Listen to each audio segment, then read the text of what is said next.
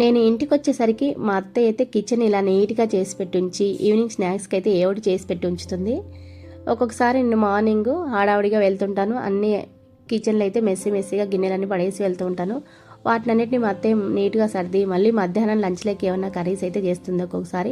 ఒక్కొక్కసారి నేను morning curries అయితే చేసి వెళ్తుంటాను. ఇవాళ అయితే నేను రైస్ మాత్రమే చేసుకొని వెళ్ళానండి మధ్యాహ్నం లంచ్లోకి. మా అత్తయ్య మళ్ళీ పప్పుచారు ఇంకా గోంగూర చట్నీ అలాగే అప్పడాలు అయితే చేసిందంట. ఈవినింగ్ స్నాక్స్ కూడా ఇవాళ పచ్చిబుడ్డలు ఉడికించింది. నిన్నైతే స్వీట్ కార్న్ ఉడికించి పెట్టింది. అంతకుముందు రోజైతే ఉలవ గుగ్గులు అయితే చేసిందండి.